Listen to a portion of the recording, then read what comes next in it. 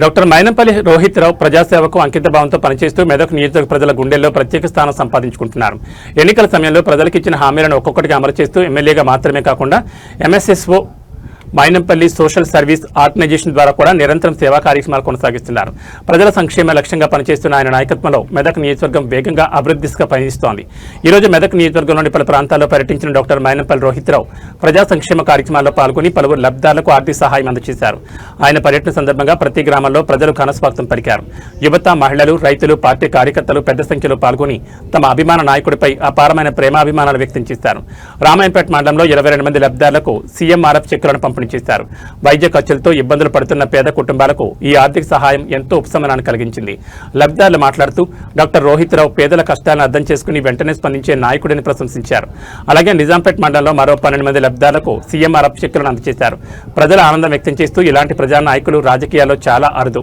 ప్రజల సమస్యలను తమ సమస్యలుగా భావించి సహాయం చేస్తున్న నాయకుడు రోహిత్ రావు అని కొనియాడారు. ఈ సందర్భంగా నిజాంపేట మండలంలో రాంపూర్ గ్రామంలో తన సొంత నిధులతో ఒక కిచెన్ షెడ్ మరియు 2 టాయిలెట్ల నిర్మాణాన్ని పూర్తి చేశారు. గ్రామ ప్రజలు ఈ కార్యక్రమాన్ని ఎంతో అభినందిస్తూ మాటలు కాదు పనులతో ప్రజల మనసులు గెలుచుకుంటున్న ఎమ్మెల్యే అని పేర్కొన్నారు. మస్లక్ మరియు నందగోకుల్ గ్రామాల్లో 2 బోర్వెళ్లను ఏర్పాటు చేసి గ్రామ ప్రజలకు తాగునీటి సమస్య నుంచి ఉపశమనం కల్పించారు. సంవత్సరాలుగా ఎదురవుతున్న నీటి సమస్యకు శాశ్వత పరిష్కారం చూపించారని గ్రామస్తులు సంతోషం వ్యక్తం చేశారు. ఇక నిజాంపేట్ మండల కేంద్రంలో మరో కిచెన్ షెడ్ మరియు 6 టాయిలెట్ల నిర్మాణాన్ని పూర్తి చేశారు. ఈ మొత్తం అభివృద్ధి మరియు సంక్షేమ కార్యక్రమాలకు సుమారు 1.20 కోట్ల వ్యయం జరిగినట్లు సమాచారం. ప్రజల అవసరాలు దృష్టిలో పెట్టుకుని అభివృద్ధి పనులు వేగంగా కొనసాగుతున్నాయని స్థానికులు పేర్కొన్నారు. రాజకీయ విశ్లేషకుల అభిప్రాయం ప్రకారం డాక్టర్ మైనంపల్లి రోహిత్ రావు తెలంగాణ రాష్ట్రంలో అత్యంత చురుకైన మరియు అభివృద్ధి దృక్పథం కలిగిన ప్రజా నాయకులు ఒకరికి ఎదుగుతున్నారు. గ్రామీణ అభివృద్ధి, త్రాగునీటి సదుపాయాలు, పారిశుద్ధ్యం, వైద్య సహాయం, పేదల సంక్షేమం వంటి రంగాల్లో ఆయన చేస్తున్న సేవలు ప్రజల్లో విశేష ఆదరణ పొందుతున్నాయి. ఎంఎస్ఎస్ఓ ద్వారా వేలాది కుటుంబాలకు వివిధ రకాల సహాయ కార్యక్రమాలు అందుతున్నాయి. పేద విద్యార్థులకు సహాయం, అత్యవసర వైద్య సేవలు, గ్రామీణ ప్రాంతాల్లో మౌలిక వసతుల అభివృద్ధి, సామాజిక సేవా కార్యక్రమాలు నిర్వహిస్తూ ఎంఎస్ఎస్ఓ ప్రజలకు ఆశాకిరణంగా మారింది. ఒకప్పుడు అభివృద్ధికి దూరంగా ఉన్న మెదక్ నేడు డాక్టర్ రోహిత్ రావు నాయకత్వంలో వేగంగా ముందుకు సాగుతోంది. రోడ్లు, త్రాగునీటి ప్రాజెక్టులు, గ్రామీణ మౌలిక వసతులు, ప్రజా సంక్షేమ పథకాల అమలు వంటి కార్యక్రమాలతో మెదక్ రూపురేఖలు మారుతున్నాయని ప్రజలు అభిప్రాయపడుతున్నారు. భవిష్యత్తులో కూడా ఇదే సేవాస్ఫూర్తితో ముందుకు సాగుతూ మెదక్ను తెలంగాణలో ఆదర్శ నియోజకవర్గంగా తీర్చిదిద్దారనే లక్ష్యంతో డాక్టర్ రోహిత్ రావు పనిచేస్తున్నారని స్థానిక ప్రజలు విశ్వాసం వ్యక్తం చేస్తున్నారు.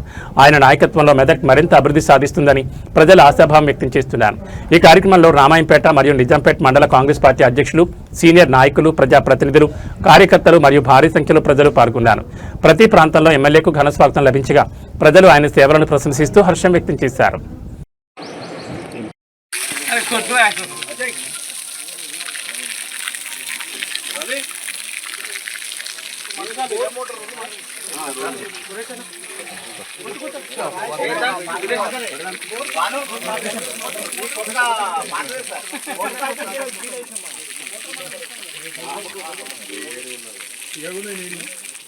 మరి ఇవాళ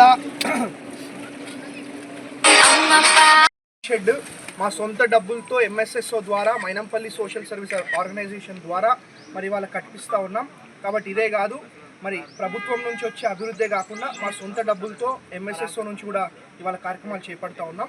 కాబట్టి భవిష్యత్తులో నిజాంపేట్ పట్టణాన్ని, నిజాంపేట్ మండలాన్ని, పూర్తి మెదక్ నియోజకవర్గాన్ని కూడా బ్రహ్మాండంగా తీర్చిదిద్దుతామని చెప్పి మరి మీ అందరూ కూడా తెలియజేసుకుంటూ థ్యాంక్ యూ. మరి బోర్లు, మోటార్లు మరి మా సొంత ఖర్చులతో వేపించడం జరిగింది.